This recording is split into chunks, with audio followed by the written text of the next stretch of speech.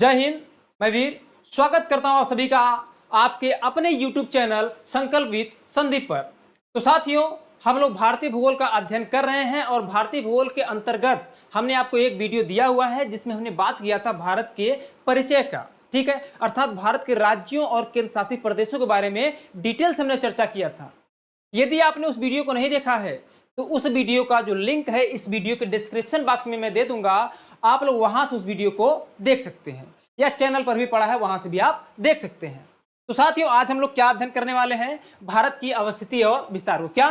भारत की अवस्थिति और विस्तार का अध्ययन करने वाले हैं, जो कि Uttar Pradesh police, SSC, TET, super TET, bank, या फिर हम कह सकते हैं कि सभी एक दिवसीय परीक्षाओं में समान रूप से उपयोगी है।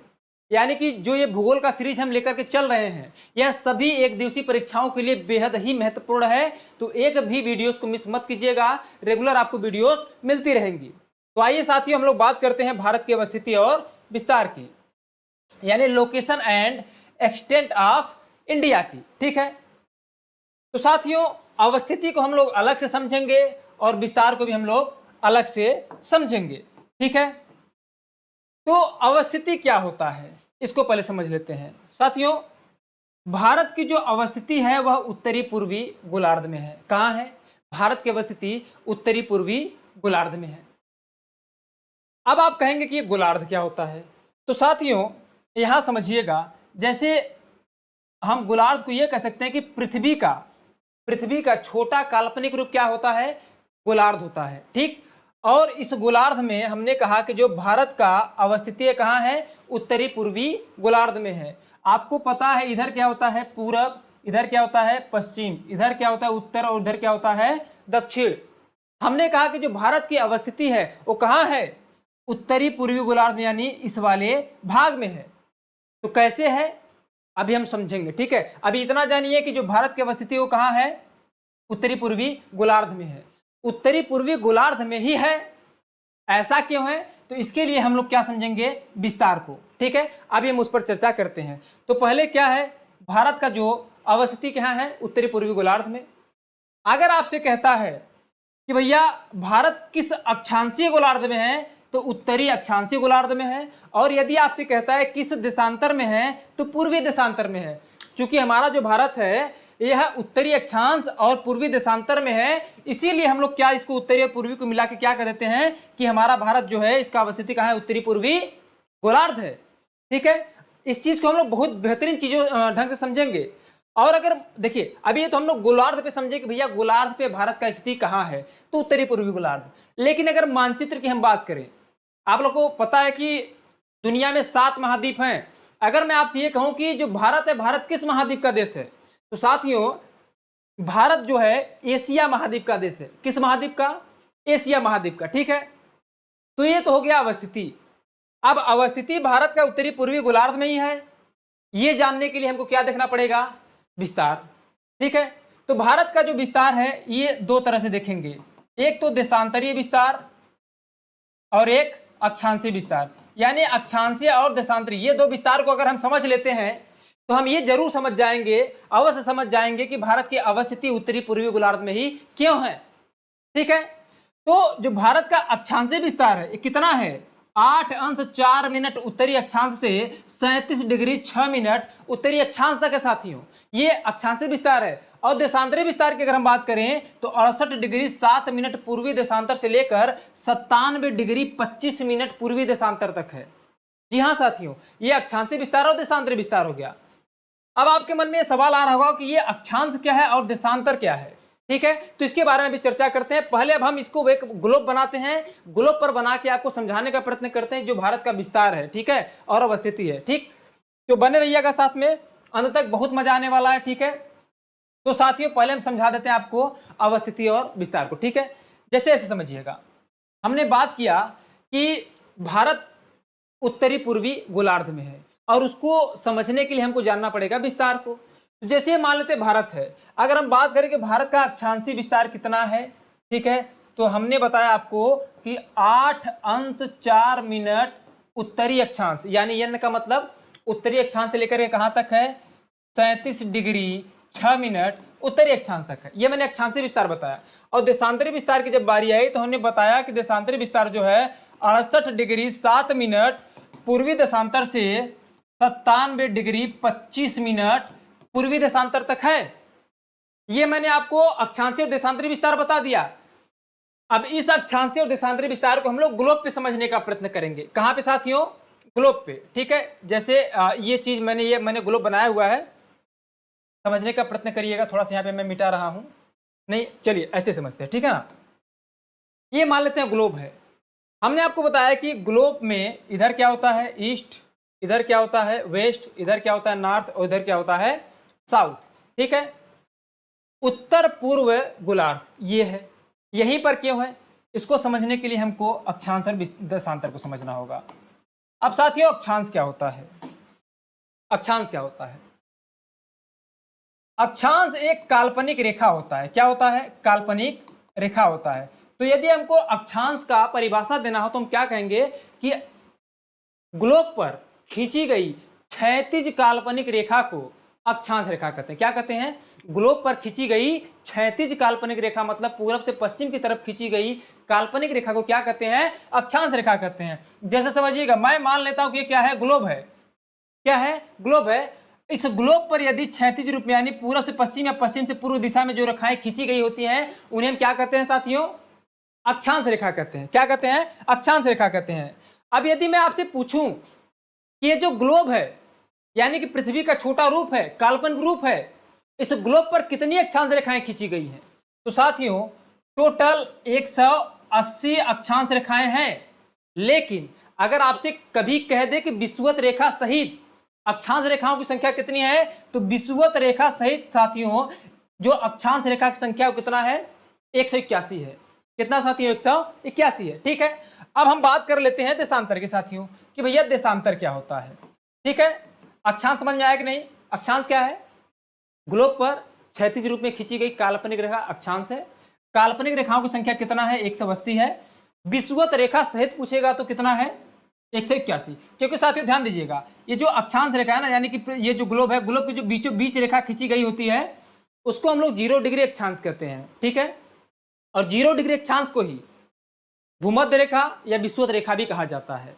तो 0 डिग्री अक्षांश के ऊपर में टोटल 90 अक्षांश रेखा है और नीचे भी कितनी रेखा खींची गई है? 90। तो 90 90 180 प्लस जो विषुवत रेखा है उसको मिला के कुल कितनी अक्षांश रेखाएं हो जाती हैं? 181। बात करते हैं देशांतर की, तो यह भी क्या है?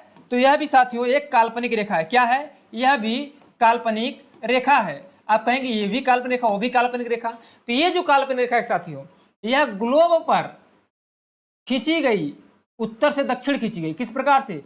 उत्तर से दक्षिण या ऊर्ध्वाधर खींची गई काल्पनिक रेखा है। यानी हम अगर परिभाषा देना चाहें तो ये कह सकते हैं कि ग्लोब पर उत्तर से दक्षिण या ऊर्ध्वाधर रूप में खींची गई काल्पनिक रेखा को देशांतर रेखा कहते हैं। क्लियर है? जी हाँ साथियों। तो अगर आपसे पूछा जाए कि देशांतर रेखाओं की संख्या कितनी है, तो साथियों देशांतर रेखाओं की कुल संख्या है 360। कितना है? 360 है। अभी मैं हट जाऊंगा, आप लोग स्क्रीनशॉट ले लीजिएगा, पहले समझ लीजिए। ठीक है, 360 है। अब अक्षांशीय विस्तार को देखा था आपने, देशांतरी विस्तार को भी देखा था। ये जो अक्षांशीय विस्तार था साथियों, अक्षांशीय विस्तार कितना था? 8 अंश, यहां हमने लिखा तो है 8 अंश 4 मिनट से लेकर के 37 अंश 6 मिनट उत्तरी। देखिए उत्तरी अक्षांश से लेकर उत्तरी अक्षांश तक ही है। तो ध्यान दीजिएगा साथियों, मैं आपको यहाँ पर डिस्क्लेमर के रूप में बता दे रहा हूं कि जैसे मान लेते हैं ग्लोब है, ये विषुवत रेखा है बीचों बीच में। ठीक है, तो विषुवत रेखा के ऊपर वाला जो अक्षांश होता है उसको क्या कहते हैं? उत्तरी अक्षांश, और नीचे वाले को दक्षिणी अक्षांश। यानी कि अक्षांश केवल दो होते हैं। अक्षांश यानी कि या तो उत्तरी अक्षांश हो सकता है या तो दक्षिणी अक्षांश हो सकता है। ठीक है, लेकिन अगर हम देशांतर की बात करें तो जैसे मान लेते हैं ग्लोब है। ठीक है, तो ग्लोब पर ये जो 0 डिग्री देशांतर होता है, 0 डिग्री के जो पूरा वाला हिस्सा होता है इसको क्या कहते हैं? पूर्वी देशांतर, और पश्चिम वाले हिस्से को क्या कहते हैं? पश्चिमी देशांतर। यानी समझ पा रहे साथियों, जो अक्षांश होगा, अक्षांश केवल उत्तरी और दक्षिणी होता है, और जो देशांतर होता है वह केवल पूर्वी और पश्चिमी ही होता है। ठीक है, तो अभी हम लोग समझ रहे थे अक्षांशीय देशांतर, अक्षांशीय विस्तार और देशांतरी विस्तार को।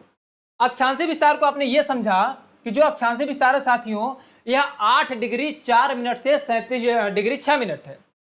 तो अगर हम मानते कि 0 डिग्री है, तो देखिए यह मतलब उत्तर से उत्तर तक जाना है, तो 0 डिग्री के उत्तर में अगर जाएंगे तो 1 2 3 ऐसे ऐसे करते करते मैं मान लेता हूं कि ये 8 डिग्री वाला रेखा है। कौन सा साथियों, ये कौन सा रेखा है, ये 8 डिग्री 4 मिनट उत्तरी अक्षांश वाला रेखा है ये, ठीक है। कहां तक जाना है, 37 डिग्री 6 मिनट तक। तो 8 के बाद 9 10 करते करते मैं मान लेता हूं कि 37 यहां पे आएगा, ठीक है। ये क्या हो गया साथियों, 37 डिग्री उत्तरी अक्षांश। यानी कि जो अक्षांशीय विस्तार है भारत का 8 अंश से लेकर 37 डिग्री उत्तरी अक्षांश तक है, ठीक है। यानी कि हमारा जो भारत है, ये जो दोनों पीला लाइन है, इसी पीले लाइन के किसी न किसी हिस्से में है। लेकिन किस हिस्से में है, अगर हम देशांतरी विस्तार को भी दर्शा दे तो समझ जाएंगे। अब देशांतरी विस्तार कितना साथियों, 68 डिग्री 7 मिनट से लेकर के 97 डिग्री 25 मिनट है। अब समझिएगा, जैसे ये 0 डिग्री है, ठीक है, तो टोटल देशांतर रेखा की संख्या कितना हमने बताया आपको, 360 है। अब 360 है तो 0 के इधर कितना होगा, लगभग 180 होगा। अब अगर 180 होगा तो शुरुआत कहां से हो रही, भारत का जो विस्तार है 68 से। तो मैं मान ले रहा हूं कि जो 68 डिग्री रेखा होगा वो यहां पे होगा। क्या होगा, 68 डिग्री 7 मिनट पूर्वी देशांतर, ठीक है। मैं थोड़ा सा कलर चेंज कर ले रहा हूं यहाँ पे आपको समझाने के लिए, ठीक है। मैं मान लेता हूं कि ये क्या है, ये है 68 डिग्री 7 मिनट पूर्वी देशांतर। अब 68 से कहां तक है, 97 डिग्री तक है, 97 डिग्री 25 मिनट। तो मैं मान ले रहा हूं कि ये है 97 डिग्री 25 मिनट पूर्वी देशांतर।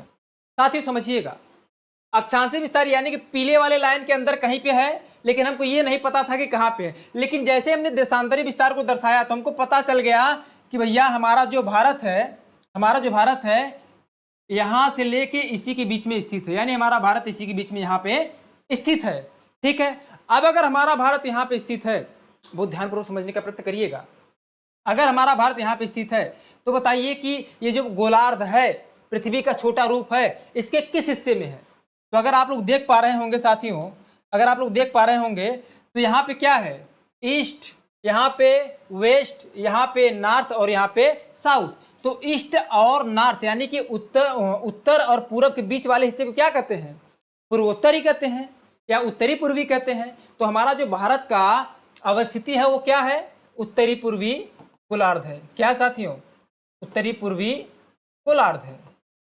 क्या आप इस बात को समझ पाए, मैंने आपको भारत का अवस्थिति भी समझाया, अवस्थिति और विस्तार को। अवस्थिति कहाँ है, भारत की अवस्थिति कहाँ है, उत्तरी पूर्वी गोलार्ध में है। उत्तरी पूर्वी गोलार्ध में ही क्यों है, इसको समझने के लिए हमको भारत का विस्तार समझना पड़ा। हमने आपको भारत का अक्षांशीय विस्तार प्लस देशांतरी विस्तार दोनों ही समझाया, ठीक है। उसको समझाने के माध्यम से हमने आपको बता दिया कि भारत यहाँ पर क्यों है। क्या इतनी बातें समझ में आई हैं, आप कमेंट करके अवश्य बताइएगा, ठीक है। बढ़ते हैं हम अब आगे, तब तक इसका अगर स्क्रीनशॉट लेना चाहते हो आप ले लीजिए, मैं हट जा रहा हूँ। चलिए ठीक है, आशा करते हैं कि आप लोग स्क्रीनशॉट ले लिए होंगे, ठीक है। आइए आगे बढ़ते हैं और चीज़ों को समझते हैं। साथियों, जैसा कि हमने आपको बताया कि जो भारत है, भारत किस महाद्वीप का देश है, एशिया महाद्वीप का। देखिए मैं थोड़ा सा यहाँ पे इंडिकेट करता हूँ। देखिए अगर आप यहाँ देख पा रहे होंगे तो जो हमारा भारत है साथियों, जो हमारा भारत है यहाँ पे रेड कलर में दर्शाया गया है, इंडिया देखिए लिखा गया है, ठीक है, अगर आप देख पा रहे हो तो। अब यह इंडिया किस महाद्वीप का हिस्सा है, हमने आपको यही बताया था, अभी इसके पहले ही बताया कि इंडिया किस महाद्वीप का हिस्सा है, एशिया महाद्वीप, ठीक है। देखिएगा अब मैं चिन्हित कर रहा हूं कि कौन सा महाद्वीप का जो क्षेत्र है कितने कितने एरिया में है, ठीक है। देखिए यहां से लेकर ये पूरा जो हिस्सा है, ठीक है, ये एशिया महाद्वीप है, ठीक। यहां से लेकर ये क्या है, यूरोप महाद्वीप, मैं यहां लिख दे रहा हूं यूरोप। ये वाला जो हिस्सा है जो यहां आप देख पा रहे हैं यह अफ्रीका महाद्वीप है, ठीक है। और ये वाला जो हिस्सा है साथियों ये ऑस्ट्रेलिया महाद्वीप है। क्या है, ऑस्ट्रेलिया। हालांकि ऑस्ट्रेलिया महाद्वीप, ठीक है, जो है सबसे छोटा महाद्वीप है ना। ये है दक्षिण अमेरिका महाद्वीप, दक्षिण अमेरिका। और ये क्या है, यहां से लेके ये वाला जो आपको पूरा ये क्षेत्र दिख रहा है साथियों, ये है उत्तरी अमेरिका महाद्वीप। कितने हुए, एशिया, यूरोप, उत्तरी अमेरिका, दक्षिण अमेरिका, अफ्रीका, ऑस्ट्रेलिया, अच्छा हो गए। और यहाँ पर सातवां साथियों, यहाँ से लेकर के पूरा ये देख पा रहे होंगे आप यहाँ, ठीक है, ये नीचे ये क्या है, अंटार्कटिका, ठीक है। तो ये 7 महाद्वीप है और इन 7 महाद्वीपों में अगर आप भारत की स्थिति को देख पा रहे होंगे तो जो भारत की स्थिति है साथियों किस महाद्वीप में है, ये एशिया महाद्वीप में। ठीक है, किस महाद्वीप में साथियों, एशिया महाद्वीप में है। और एशिया महाद्वीप में भी कौन से हिस्से में है, एशिया के दक्षिणी हिस्से में साथियों। किस हिस्से में, दक्षिणी हिस्से में है। समझ पा रहे हैं, जी हाँ। तो आपसे पूछा जाता है कि भारत एशिया के किस हिस्से का देश है, तो दक्षिणी एशिया का है। ठीक है, जी हाँ। तो साथियों ये हो गया आपका अवस्थिति और विस्तार। अब इसी चीज को हम थोड़ा सा आगे समझने का प्रयत्न करते हैं। ठीक है, अब साथियों आपके सामने है कि भारत का सबसे पूर्वी बिंदु क्या है, सबसे पश्चिमी बिंदु क्या है, सबसे उत्तरी बिंदु क्या है और सबसे दक्षिणी बिंदु क्या है, इनके बारे में हम लोग समझेंगे। ठीक है साथियों, जी हाँ। तो जो भारत का सबसे पूर्वी बिंदु है उसका नाम क्या है, किबिथु या वालांगू। आप कहेंगे पूर्वी बिंदु का मतलब क्या है, यानी जैसे भारत का मैप आप देख रहे हैं तो भारत का मैप में सबसे पूरब कहाँ है, यहाँ पे, यानी सबसे पूर्वी पॉइंट क्या है, उसका नाम क्या है, किबिथु या वालांगू, किबिथु या वालांगू। ठीक है, देखिए आपके परीक्षा में दोनों ही पूछ सकता है। ठीक है, दोनों में से कोई भी दे सकता है, तो आप वहां पे कंफ्यूज ना हो, इसलिए हमने आपको दोनों बताया। तो भारत का जो सबसे पूर्वी बिंदु उसका नाम क्या है, किबिथु या वालांगू। ठीक है, अगर आपसे पूछता है कि सबसे पश्चिमी बिंदु क्या है, तो सबसे पश्चिमी बिंदु का नाम है साथियों गुहार मोती, या इसी को गोर माता भी कहते हैं। क्या कहते हैं, गोर माता। यहां देखिए ये पश्चिमी बिंदु सबसे यहाँ पे है। ठीक है, ध्यान दीजिएगा, जो सबसे पूर्वी बिंदु है वह अरुणाचल प्रदेश राज्य का हिस्सा है, यानी कि सबसे पूर्वी बिंदु कौन हुआ, सॉरी सबसे पूर्वी राज्य कौन सा हुआ, अरुणाचल प्रदेश। सबसे पश्चिमी बिंदु जो है गुहार मोती या गोर माता है, और अगर राज्य पूछे सबसे पश्चिमी राज्य तो गुजरात है। ठीक, बात करते हैं सबसे उत्तरी बिंदु की। तो साथियों सबसे उत्तरी बिंदु यहाँ पे है, जिसका नाम क्या है, जिसका नाम है इंदिरा कॉल। क्या है, इंदिरा कॉल नाम है। ठीक है, अभी जो इंदिरा कॉल है साथियों भारत का सबसे उत्तरी बिंदु है, लेकिन यह लद्दाख केंद्र शासित प्रदेश का हिस्सा है। अगर आपसे कभी ऐसे पूछ ले कि भारत का सबसे उत्तरी राज्य क्या है, यहां आपने बता दिया बड़े आसानी से, अरुणाचल प्रदेश, गुजरात। लेकिन अगर आपसे पूछता है कि भारत का सबसे उत्तरी राज्य क्या है, तो साथियों ये तो लद्दाख हो गया, ये जम्मू कश्मीर हो गया। तो अगर आप लोग देख पा रहे होंगे तो जो सबसे उत्तरी राज्य साथियों यहाँ पे है, इसका नाम क्या है, हिमाचल प्रदेश। यानी अभी वर्तमान में भारत का सबसे उत्तरी राज्य क्या है, हिमाचल प्रदेश। सबसे पूर्वी राज्य अरुणाचल प्रदेश, सबसे पश्चिमी राज्य गुजरात है। ठीक है, जी हाँ। अब हम बात कर, देखिए हमने लिखा भी सबसे पश्चिमी बिंदु का नाम क्या है, गोर माता या गुहार मोती। उत्तरी बिंदु का नाम क्या है, इंदिरा कॉल है। और सबसे दक्षिणी बिंदु का नाम क्या है, इंदिरा पॉइंट है। देखिए यहां से प्रश्न दबा के बनते हैं। ठीक है, इंदिरा पॉइंट को आप लोग समझने का प्रयत्न करिएगा। देखिए यहां पर अगर आप लोग देख पा रहे होंगे तो यहाँ पे ये जो हिस्सा है इसको हम लोग कहते हैं अंडमान निकोबार द्वीप समूह, जो कि भारत का एक केंद्र शासित प्रदेश है। तो अंडमान निकोबार द्वीप समूह में देखिए ये कार निकोबार है, ये मध्य निकोबार है, और ये वाला जो द्वीपीय हिस्सा है ये ग्रेट निकोबार द्वीप है। क्या है, ग्रेट निकोबार द्वीप है साथियों। और ये जो ग्रेट निकोबार द्वीप है, इसी ग्रेट निकोबार द्वीप का जो दक्षिणतम हिस्सा है साथियों, ठीक है, जो दक्षिणतम हिस्सा है उसे ही हम लोग क्या कहते हैं, इसे ही हम लोग क्या कहते हैं साथियों, इसे हम लोग क्या कहते हैं, इंदिरा पॉइंट। क्या कहते हैं, इंदिरा पॉइंट कहते हैं साथियों। ठीक है, अब आप कहेंगे कि इसको, तब इस हिस्से को क्या कहेंगे, जी हाँ साथियों, इसीलिए हमने यहाँ पे अलग से भी लिख दिया है कि जो भारत के मुख्य भूमि की सबसे दक्षिणतम बिंदु है उसे क्या कहते हैं साथियों, केप केमोरिन या कन्याकुमारी कहते हैं। यानी कि ये वाला जो हिस्सा है ना साथियों, यहाँ पे ये वाले हिस्से को क्या कहते हैं हम लोग, केप केमोरिन या कन्याकुमारी कहते हैं, या कन्याकुमारी कहते हैं। देखिए आपसे 2-3 तरह के यहां से प्रश्न बनेंगे। पहला प्रश्न बनेगा कि भारत का सबसे दक्षिणतम बिंदु क्या है। अगर ऐसा प्रश्न पूछता है तो आपको सीधे सीधे कह देना इंदिरा पॉइंट है। लेकिन यदि आपसे पूछता है कि भारत का मुख्य भूमि पर स्थित सबसे दक्षिणतम बिंदु क्या है, अगर मुख्य भूमि शब्द लगा दे तो केप केमोरिन या कन्याकुमारी आप आंसर करिएगा, क्योंकि ये प्रश्न पूछा जा चुका है एसएससी में। ठीक है, जी हाँ। तो यहाँ पे मैं आपको क्लैरिटी दे दे रहा हूँ, डिस्क्लेमर दे दे रहा हूँ, कभी ऐसा गलती मत कीजिएगा प्लीज। ठीक है, तो अच्छा, अब भारत का जो उत्तरी बिंदु था इंदिरा काल हो गया, सबसे दक्षिणी इंदिरा पॉइंट, और भारत की मुख्य भूमि का दक्षिणतम बिंदु क्या हो गया, केप केमोरिन या कन्याकुमारी। तो जो केप केमोरी या कन्याकुमारी है किस राज्य का हिस्सा है? टीएम यानी कि तमिलनाडु का हिस्सा है। यानी सबसे दक्षिणतम राज्य कौन सा हो गया? तमिलनाडु। पूर्वी अरुणाचल, पश्चिमी गुजरात, उत्तरी हिमाचल प्रदेश और दक्षिणी राज्य कौन सा हो गया? तमिलनाडु हो गया। ठीक है साथियों, तो ये हो गए आपके कुछ अन्य जानकारी। अगर आप इसका स्क्रीनशॉट लेना चाह रहे हो तो ले लीजिए, मैं हट जा रहा हूं।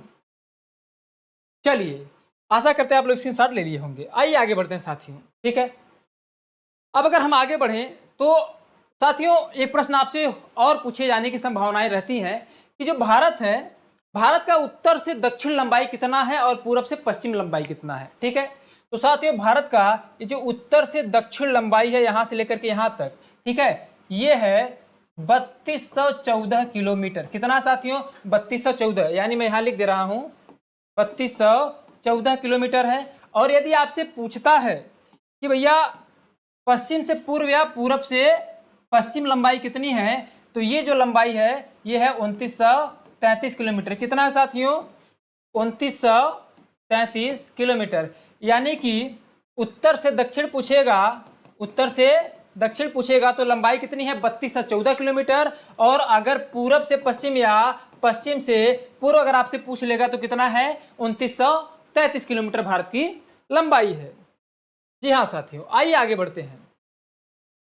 आगे हम लोग देखने वाले हैं कर्क रेखा को। साथियों ये जो कर्क रेखा है, ठीक है, ये जो कर्क रेखा है, कर्क रेखा भारत को दो बराबर भागों में डिवाइड करता है। कितने? कर्क रेखा भारत को दो बराबर भागों में डिवाइड करता है। देखिए मैं यहाँ पे लाइन खींच रहा हूं, समझिएगा। मैप पे देखिए खींचा गया है, मैं उसी को रिपीट कर रहा हूं यहाँ पे। तो ये क्या है साथियों? ये है कर्क रेखा। ये क्या है? कर्क रेखा है। अच्छा, ये जो कर्क रेखा है, कर्क रेखा कितना डिग्री अक्षांश, चूंकि हमने बताया आपको अक्षांश क्या होता है, पूरब से पश्चिम या पश्चिम से पूर्व या क्षैतिज काल्पनिक रेखा को हम लोग क्या कहते हैं? अक्षांश रेखा कहते हैं। तो ये जो कर्क रेखा है ये भी एक अक्षांश रेखा ही है, लेकिन कौन सी अक्षांश रेखा है? तो ये साथियों 23.5 डिग्री, यानी 23 सही 1/2 डिग्री उत्तरी अक्षांश है। क्या है? उत्तरी अक्षांश को क्या कहते हैं हम लोग?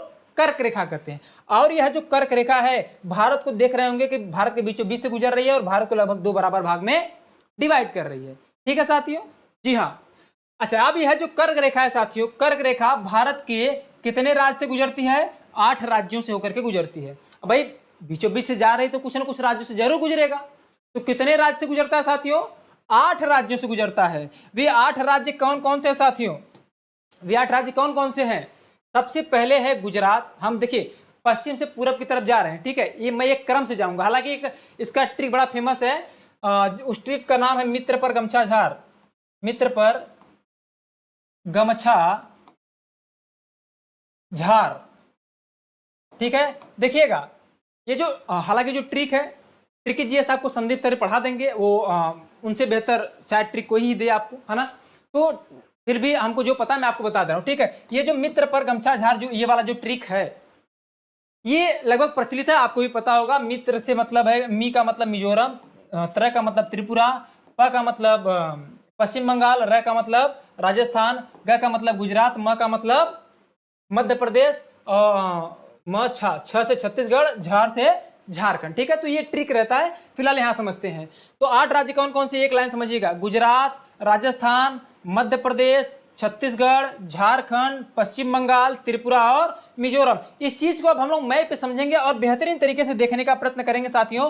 तो यहाँ पे आप चीजों को मिस करने का प्रयत्न मत करिएगा, देखिएगा ध्यान से और समझने का प्रयत्न करिएगा। देखिए यहाँ पे ये कौन सा राज्य हो गया? गुजरात। इसके साथ ही यहाँ पे अगर आप देखेंगे थोड़ा सा राजस्थान से भी गुजर रहा होता है, ठीक। इसके बाद यहाँ पे मध्य प्रदेश है, ठीक है। उसके बाद ये छत्तीसगढ़ है, ठीक है। उसके बाद ये क्या है साथियों? झारखंड है। उसके बाद ये क्या है? पश्चिम बंगाल है। और यहाँ पर ये क्या है? त्रिपुरा है। और ये क्या है? मिजोरम है। अगर आप ध्यान पूर्वक देख पा रहे होंगे साथियों तो देखिए ये क्या हो गया?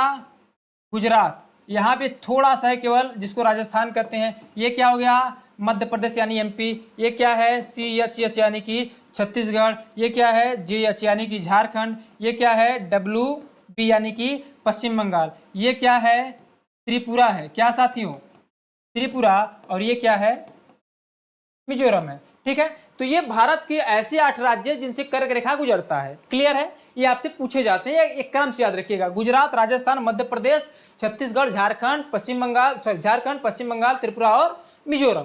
क्लियर है? जी हाँ, तो ये हो गए कर्क रेखा। अब यहां से एक प्रश्न और बनने की संभावना रहती है कि अगर कर्क रेखा भारत के 8 राज्यों से गुजर रहा है तो सबसे ज्यादा कर्क रेखा की लंबाई किस राज्य में है और सबसे कम किस में है?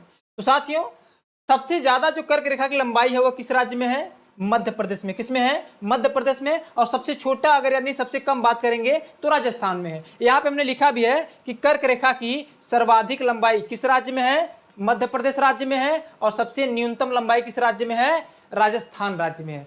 क्लियर है साथियों? यहाँ कर्क रेखा से कोई प्रश्न छूटने की संभावनाएं नहीं रह जाती। इसके अलावा आप लोग स्क्रीनशॉट लेना चाहे तो स्क्रीनशॉट ले सकते हैं। जी हाँ साथियों, आइए आगे बढ़ते हैं। अब हम लोग देख लेते हैं भारतीय मानक समय रेखा को। ठीक है? जी हाँ साथियों, तो अब अगर हम आपसे बात करें कि भारतीय मानक समय रेखा, भारतीय मानक समय रेखा, ठीक है, अगर हम कहें कि भारतीय मानक समय रेखा किस देशांतर को माना गया है तो आपका उत्तर क्या होगा साथियों? 82.5 डिग्री पूर्वी देशांतर। यहाँ पे 82.5 को आप इस प्रकार से लिख लीजिएगा, 82 से 1/2 डिग्री ईस्ट यानी पूर्वी देशांतर को, है ना। तो 82.5 डिग्री पूर्वी देशांतर को भारत का मानक समय रेखा माना गया है। क्या माना गया साथियों? मानक समय रेखा माना गया है। ठीक है, ये मानक समय रेखा होता क्या है, इसका मतलब क्या है साथियों? इसका मतलब यह है कि जैसे हमने मान लिया कि भाई ये 82.5 डिग्री जो है, 82 से 1/2 डिग्री पूर्वी देशांतर ईस्ट, इसका मतलब यह है कि इस देशांतर पर जो भी समय होगा यानी जितना भी बज रहा होगा, जितना टाइम हो रहा होगा, वही पूरे भारत का समय दिखाया जाएगा। क्या बात समझ पा रहे हैं? यानी कि 82.5 डिग्री पूर्वी देशांतर पर जो भी समय होगा वही पूरे भारत का समय माना जाएगा। ठीक है, आइए चीजों को समझते। देखिए, अभी जो 82.5 डिग्री पूर्वी देशांतर है, यहाँ पे मैं इसको इस प्रकार से खींच रहा हूं, समझने का आप प्रयत्न कीजिएगा। देखिए इस प्रकार से आंध्र प्रदेश, थोड़ा सा उड़ीसा, फिर छत्तीसगढ़, मध्य प्रदेश और यूपी। ठीक है, ये क्या है आपका साथियों? 82.5 डिग्री पूर्वी देशांतर है। ठीक है, यहां हमने लिखा भी है कि भारत का मानक समय रेखा भारत के कितने राज्य से गुजरता है? 5 राज्यों से गुजरता है साथियों। ठीक है, कितने राज्य से? 5 राज्यों से गुजरता है। उनका नाम क्या है?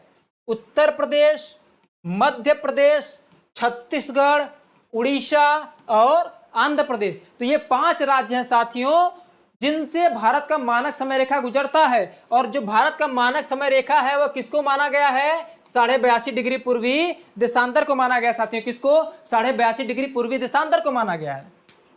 अभी जो 82.5 डिग्री पूर्वी देशांतर है 5 राज्यों से होकर के गुजर रहा है, हमने आपको बता दिया।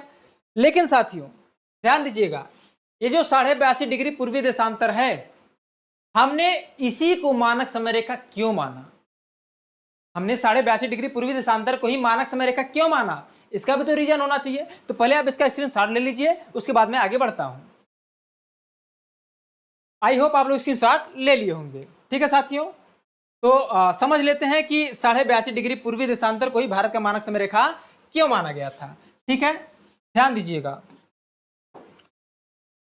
आपको हमने बताया था कि जो भारत का देशांतरी विस्तार वो कितना था? 68 डिग्री 7 मिनट पूर्वी देशांतर से लेकर के कहां तक? 97 डिग्री 25 मिनट पूर्वी देशांतर। ठीक है, देखिए मिनट को हम लोग ऐसे दर्शाते हैं, सेकंड को ऐसे दर्शाते हैं और डिग्री को इस प्रकार से, है ना। तो क्लियर रहिएगा इस चीज में, है ना। तो ध्यान दीजिएगा हम क्या बात करते हैं, देशांतरी विस्तार कहां से कहां तक था? 68 से 97। अगर आप 68 से गिनते हुए 69, 70, 71, 72 करते हुए 97 तक पहुंचेंगे आप, तो आपको पता चलेगा कि हमारे भारत से कुल कितने देशांतर रेखाएं गुजर रही हैं? 30 देशांतर रेखाएं। कितनी? 30 देशांतर रेखा। 68 से आप गिनते हुए कहां तक जाइएगा? 97 तक जाइएगा। ठीक है, तो मैं इसी चीज को करके यहाँ पे दिखाने का प्रयत्न करना चाह रहा हूं। यहां समझिएगा कहां से है? 68 से। देखिए 68, 69, 70 ऐसे करते करते 80, 81, 82, 83, 84 करते करते कहां तक पहुंच गया है? 97 तक। यहां से लेके वहां तक पूरा कितनी रेखाएं हैं? 30। कितनी हो जाती हैं? 30 हो जाती हैं साथियों। अब अगर 30 हो जाता है तो देखिए, अगर 30 हो गया तो 15 इधर हो गया, यहां से लेकर के 82 तक 15 हो जाता है, फिर 83 से लेकर 97 तक 15 हो जाता है। अगर हम यहां लेंगे तो फिर भी बीचों बीच वाला नहीं आएगा, यहां लेंगे तो भी बीचों बीच वाला नहीं आएगा। तो हमने डिसाइड किया गया कि भाई 82 और 83 के बीच वाला जो हिस्सा होगा वही क्या होगा, भारत का मानक समय रेखा माना जाएगा। तो जो ये 82 के और 83 के बीच में है, तो भाई हम सीधे गिनेंगे तो 82 के बाद क्या आएगा, 83 आएगा, लेकिन उसके बीच में उससे पहले 82.5 आएगा कि नहीं आएगा, बिल्कुल आएगा। इसीलिए हम लोग 82.5 डिग्री पूर्वी देशांतर को ही क्या मान लेते हैं, भारत का मानक समय रेखा, अर्थात 82.5 डिग्री पूर्वी देशांतर पर जो समय होगा वही हमारे पूरे भारत का समय माना जाएगा। ठीक है जी हाँ। तो हमने आपको बताया कि जो भारतीय मानक समय रेखा कितने राज्य से गुजरता है साथियों, 5 राज्यों से होकर गुजरता है। हमने आपको ये भी बता दिया कौन कौन सा, यूपी, एमपी, सीएचएस यानी छत्तीसगढ़, उड़ीसा और आंध्रा। ठीक है, यानी आंध्र प्रदेश, ये 5 राज्य हैं। आइए आगे समझते हैं चीजों को, है ना। अभी देखिए हमने आपको बताया कि भारत से कुल कितने देशांतर रेखाएं गुजरती हैं। अगर आपसे ऐसा प्रश्न पूछ ले तो आप कहेंगे 30 देशांतर रेखाएं। कितने साथियों, 30 देशांतर रेखाएं हैं। अभी जो 30 देशांतर रेखाएं हैं इन्हीं के आधार पर हम तय करेंगे। देखिए एक प्रश्न बहुत तगड़ा पूछा जाता है कि भारत का जो सबसे पूर्वी बिंदु है और भारत का जो सबसे पश्चिमी बिंदु है और पूर्वी बिंदु, ठीक है कोई दिक्कत नहीं है, ठीक है, पूर्वी बिंदु और पश्चिमी बिंदु के बीच डिफरेंस कितने का है, कितना समय का अंतर है। तो आपका एक उत्तर आता है साथियों, कितने समय का अंतर है, 2 घंटे का अंतर है। वास्तव में 2 घंटे का अंतर है भी, ठीक है, कितने समय का अंतर है, 2 घंटे का अंतर है। तो ये 2 घंटे का अंतर कैसे है साथियों, ठीक है। देखिए यहां पे मैं आपको चीजों को समझाने का प्रयत्न करूंगा। देखिए भारत के सबसे पूर्वी बिंदु और सबसे पश्चिमी बिंदु के मध्य कितने घंटे का डिफरेंस है, 2 घंटे का अंतर होता है। ये 2 घंटे का ही अंतर क्यों है, कैसे है, इस चीज को समझने का प्रयत्न करिएगा, ठीक है। क्योंकि आपको पता है कि कुल देशांतर रेखाएं कितनी है, 360 देशांतर रेखाएं। कितना साथियों, 360 देशांतर रेखाएं हैं। अभी जो 360 देशांतर रेखाएं हैं, पृथ्वी इसको पार करने में कितना समय लगाती है, 24 घंटा। कितना समय लगाती है, 24 घंटे का समय लगाती है। अब अगर 24 घंटे में 360 डिग्री को पार कर रही है, समझिएगा, अगर मैं केवल यहाँ पे घंटे को छोड़ू यानी 1 घंटा बराबर क्या हो जाएगा, 360 बटे मैं 24 कर लूं, कर सकता हूं नहीं साथियों, बिल्कुल कर सकता हूं। अगर आप इसको काटेंगे तो कितना मिल जाएगा आपको, 24 से 360 को काटेंगे तो 15 डिग्री मिल जाएगा। यानी कि 1 घंटा बराबर 15 डिग्री देशांतर।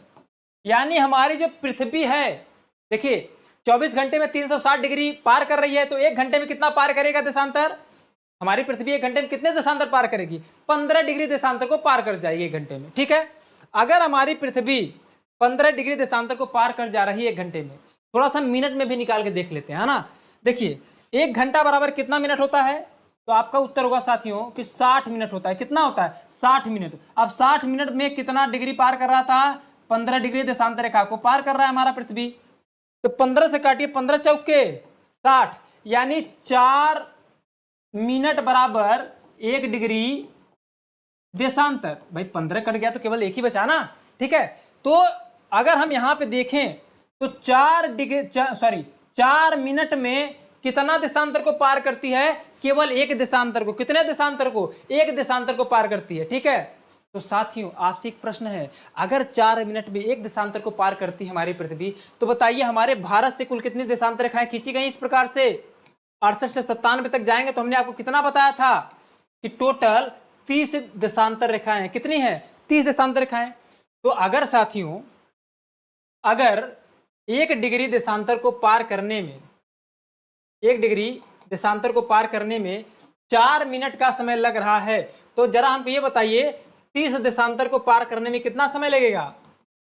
4 गुणे 30 कर सकते हैं, बिल्कुल कर सकते हैं। और जब 4 गुणे 30 करेंगे तो 4 3 12, यानी कितने मिनट हो गए, 120 मिनट हो गए। अब जरा हमको ये बताइए साथियों, 120 मिनट हो गया, 1 घंटे में कितने मिनट होते हैं, 60 मिनट। तो 2 घंटे में 120 मिनट, यानी 120 मिनट इज इक्वल टू हम कितना ले सकते हैं, 2 घंटा। यानी कि मैं आपको यही समझा रहा था कि भारत का पश्चिमी और पूर्वी बिंदु के बीच कितने घंटे का डिफरेंस है, 2 घंटे का डिफरेंस है। लेकिन हमारे पूरे भारत में एक ही समय दिखाया जाता है, चाहे आप यहाँ अरुणाचल प्रदेश में रहिए, चाहे आप कहाँ रहिए, गुजरात में रहिए, अगर यहाँ 5 बज रहा है तो यहाँ भी 5 दिखाया जाता है।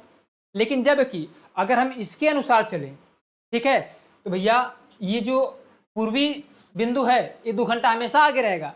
भाई आपको पता है सूरज पूरब में उगता है, तो पूरब वाला क्षेत्र पश्चिम से 2 घंटा आगे रहेगा। यानी यहाँ 5 बज रहा होगा तो यहाँ पे कितना बजेगा, 7 बज रहा होगा, ठीक है, यानी 2 घंटा लेट होगा यहाँ पे। यानी कि हमारा जो अरुणाचल प्रदेश का समय है ये सदैव ही यहाँ की समय से 2 घंटा आगे रहेगा। कितना आगे रहेगा, 2 घंटा आगे। सॉरी मैंने उल्टा बोल दिया। जब यहाँ पे 7 बज रहा होगा तो यहाँ पे 5 बज रहा होगा, जब यहाँ पे 5 बज रहा होगा तो यहाँ पे 3 बज रहा होगा। समझ पा रहे हैं? यानी यहाँ पे सुबह जल्दी हो जाती है, यहाँ पे लेट सुबह होता है। समझ पा रहे हैं? लेकिन भारतीय मानक समय रेखा यानी 82.5 डिग्री पूर्वी देशांतर की वजह से पूरे भारत का समय एक ही दिखाया जाता है, जो कि इस पर होता है। ठीक है जी हाँ। तो साथियों एक प्रश्न आपसे यहां से और पूछ लिया जाता है कि जो भारत का मानक समय रेखा है, अब भारत का मानक समय रेखा हमने आपको बताया कितना साथियों, 82.5 डिग्री पूर्वी देशांतर। कितना है, 82.5 डिग्री पूर्वी देशांतर है। लेकिन आपसे पूछता है कि अंतरराष्ट्रीय मानक समय रेखा से भारत का मानक समय रेखा कितना आगे है। अंतरराष्ट्रीय का मतलब 0 डिग्री को कहता है। किसको? 0 डिग्री देशांतर रेखा को क्या कहा जाता है? 0 डिग्री देशांतर को क्या कहा जाता है? अंतरराष्ट्रीय मानक समय। देखिए अंतरराष्ट्रीय तिथि रेखा अलग होता है, मानक समय रेखा अलग, ठीक है। तो अंतरराष्ट्रीय मानक समय रेखा होता है।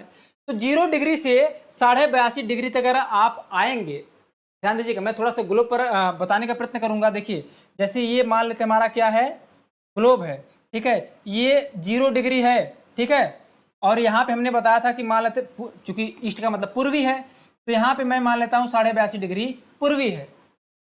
अभी इसके पहले हमने आपको ये भी बताया कि 1 डिग्री पार करने में हमारा जो पृथ्वी कितने मिनट का समय ले रही है, 4 मिनट का।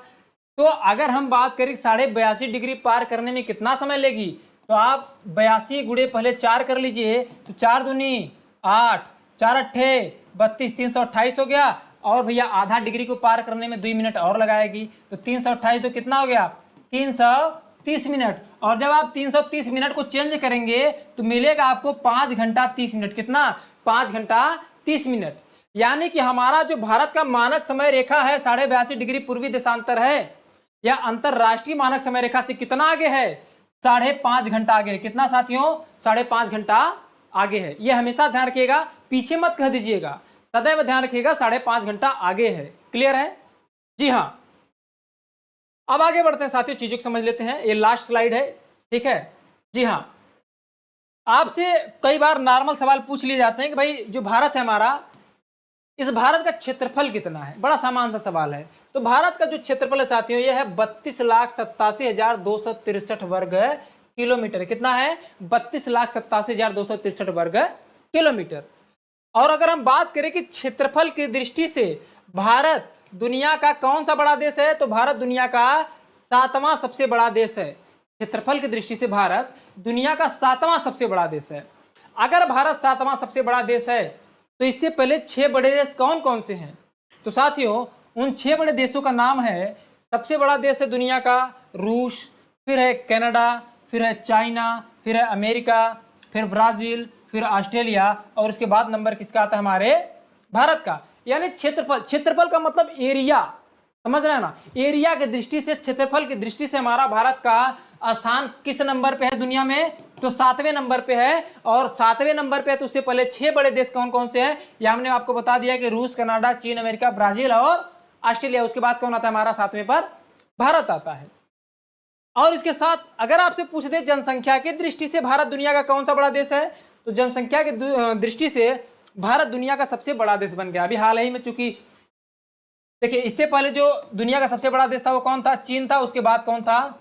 भारत था। लेकिन अभी भारत दुनिया का सबसे बड़ा देश बन गया। किस मामले में? जनसंख्या के मामले में। तो साथियों ये रहा आज का वीडियो। वीडियो आपको कैसा लगा? इस वीडियो के बारे में अपना विचार कमेंट बॉक्स में डिस्क्राइब कीजिए, और यदि पहली बार आए हैं चैनल पर तो चैनल को सब्सक्राइब कीजिए। जय हिंद।